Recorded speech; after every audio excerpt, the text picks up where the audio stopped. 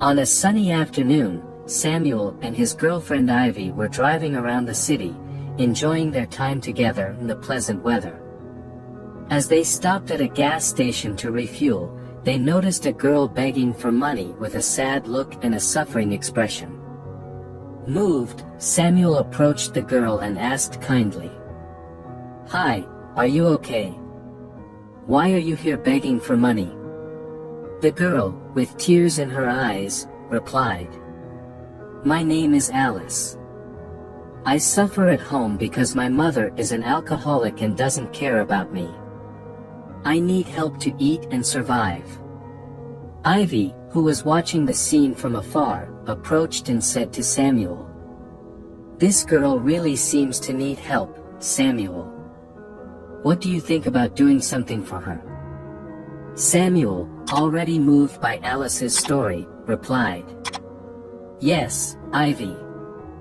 I think we can do something for her. Alice, I'm going to buy you a plate of food, okay?" Alice, with a mix of gratitude and surprise, replied, "Thank you so much. You are very kind." Moved by Alice's story, Samuel didn't hesitate to help her. He went into the gas station and bought a hearty plate of food for the girl. Additionally, he took some money out of his pocket and gave it to Alice. Concerned, Samuel asked, "Alice, what are you going to do with this money?"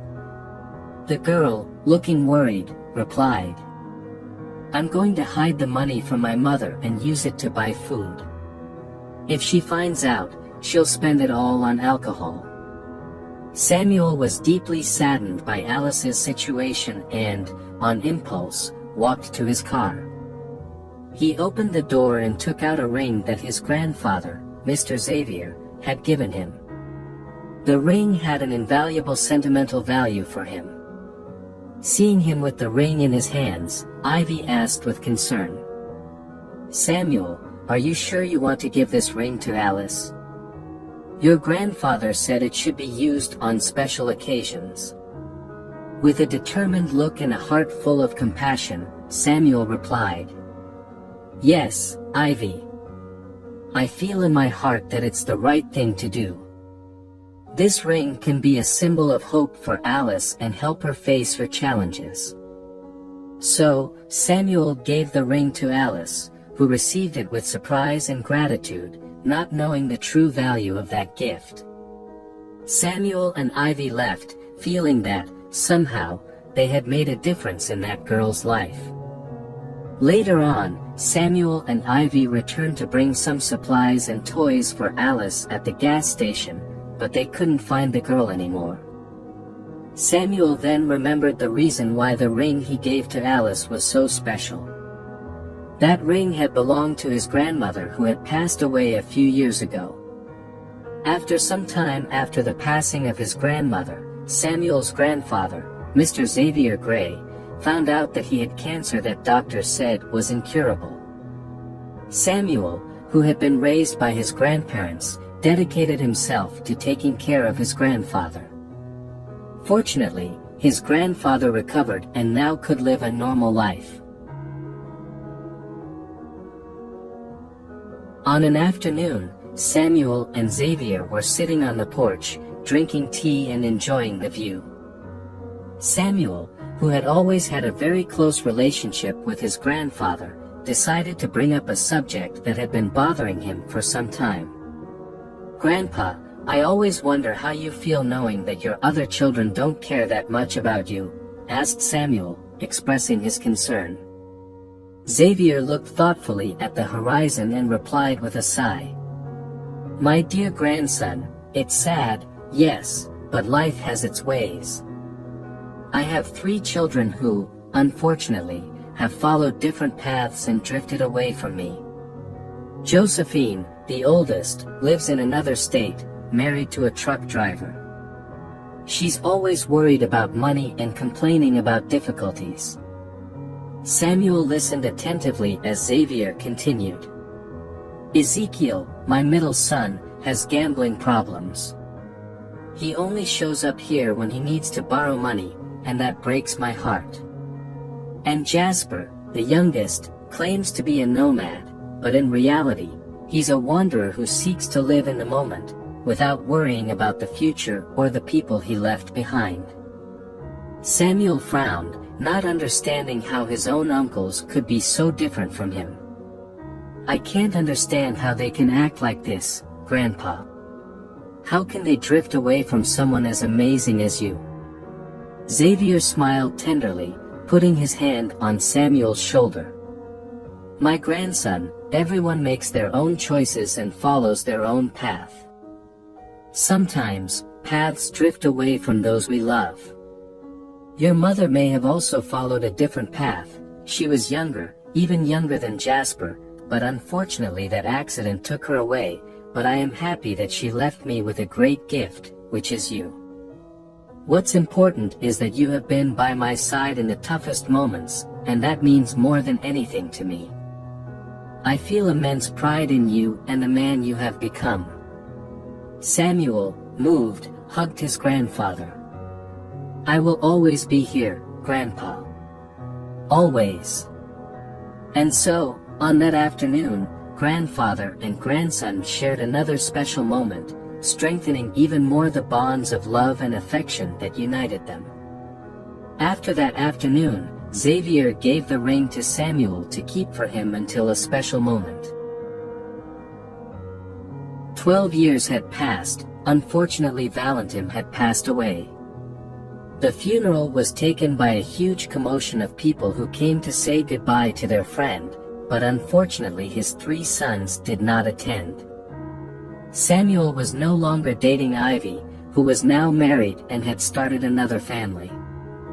The last to say goodbye was Samuel, Daniela, who had always been like a granddaughter to Valentin and his wife, as they helped her deal with problems with her alcoholic parents. Many times when she was a child, they welcomed her into their home. Daniela was Samuel's neighbor. She always felt gratitude and affection for Valentin.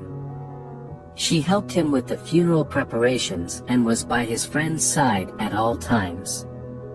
There was also a mysterious woman there who remained until the end, crying non-stop to say goodbye to that beloved man. Samuel and Daniela, intrigued, exchanged glances and whispers. "Do you know who that woman is?" Samuel asked Daniela. "I have no idea. She seems very upset, but I've never seen her around here before," replied Daniela. The two observed the mysterious woman, who was crying profusely, and wondered who she could be and why she was so emotional, but no one there seemed to know her. As the ceremony continued, Samuel and Daniela continued to question the woman's identity and the reason for her presence there.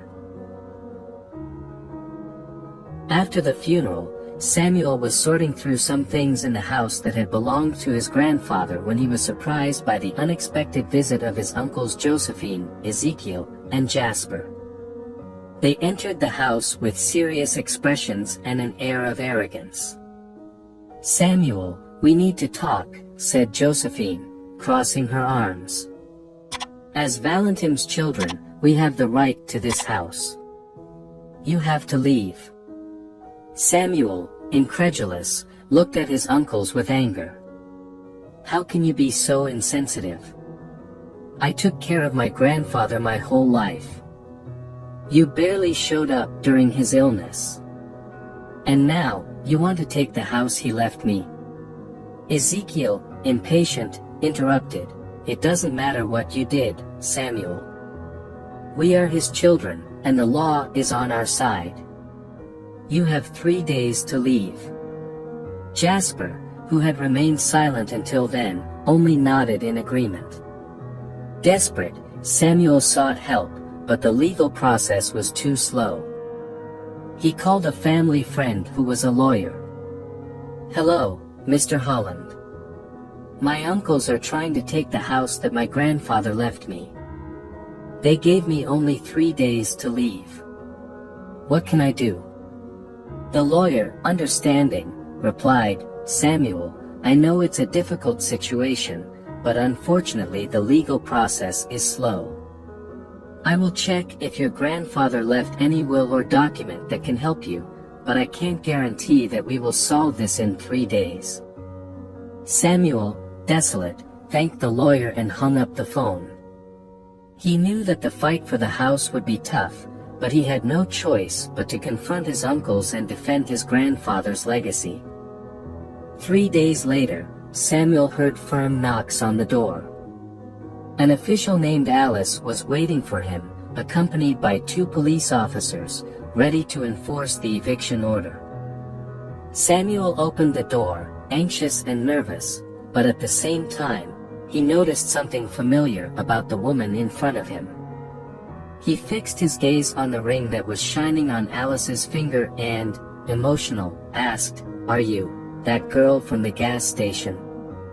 The one I helped so many years ago?" Alice, surprised to be recognized, confirmed with a nod and a smile. "Yes, it's me, Samuel. After that day, my life changed completely. I was adopted by the family that owned the restaurant at the gas station, and they gave me all the support and love I needed. I studied law and became an official." Samuel, with tears in his eyes, felt a mixture of joy and sadness. Joy to know that Alice had overcome adversity and built a better life, but sadness to see her there, in that difficult moment of his life. Moved by Samuel's story and desperation, Alice took out her phone and made some calls, trying to find a way to help him. While talking on the phone, her expression showed concern and determination. After hanging up, she turned to Samuel and said, "Samuel, for now, I need you to leave the house. But I promise I will do everything I can to help you in this situation. I won't let your uncles harm you." Samuel, with a lump in his throat, nodded and began to prepare to leave the house. However, deep in his heart, he felt a spark of hope, thanks to Alice's unexpected presence in that crucial moment. 3 days later, Samuel heard firm knocks on the door. An official named Alice was waiting for him, accompanied by 2 police officers, ready to enforce the eviction order. Samuel opened the door, anxious and nervous, but at the same time, he noticed something familiar about the woman in front of him. He fixed his gaze on the ring that was shining on Alice's finger and, emotional, asked, "Are you that girl from the gas station? The one I helped so many years ago?" Alice, surprised to be recognized, confirmed with a nod and a smile. "Yes, it's me, Samuel. After that day, my life changed completely. I was adopted by the family that owned the restaurant at the gas station, and they gave me all the support and love I needed. I studied law and became an official." Samuel, with tears in his eyes, felt a mixture of joy and sadness. Joy to know that Alice had overcome adversity and built a better life, but sadness to see her there, in that difficult moment of his life. Moved by Samuel's story and desperation, Alice took out her phone and made some calls, trying to find a way to help him. While talking on the phone, her expression showed concern and determination. After hanging up, she turned to Samuel and said, "Samuel, for now, I need you to leave the house. But I promise I will do everything I can to help you in this situation. I won't let your uncles harm you." Samuel, with a lump in his throat, nodded and began to prepare to leave the house. However, deep in his heart, he felt a spark of hope, thanks to Alice's unexpected presence in that crucial moment. With nowhere else to go, Samuel found refuge in Daniela's house, who without hesitation, welcomed him during that difficult time. Samuel thanked Daniela's generosity, and the two supported each other through the complicated situation. 2 days later, Alice returned with surprising news. She held some documents in her hands and, with a smile on her face, explained, "Before he died, Xavier, fearing that his self-interested children would come after his inheritance, transferred the house and some family jewels to the name of a woman named Juliet Travis. Samuel was confused and asked, "But who is Juliet Travis?" "I don't know anyone with that name." Alice agreed to take him to the woman to help him understand the situation better. When they arrived at Juliet Travis's house, Samuel was shocked to recognize her as the unknown woman who cried at Xavier's funeral. With an emotional look, Juliet Travis revealed to Samuel, "Your grandfather and I became great friends in the last years of his life. He trusted me to keep the transfer document of the house, but with time and life's challenges, I forgot." Samuel, still stunned, listened attentively to Mrs. Travis's words, while Alice watched the scene. The revelation brought relief to Samuel, who now had the chance to reclaim his grandfather's house and honor his memory.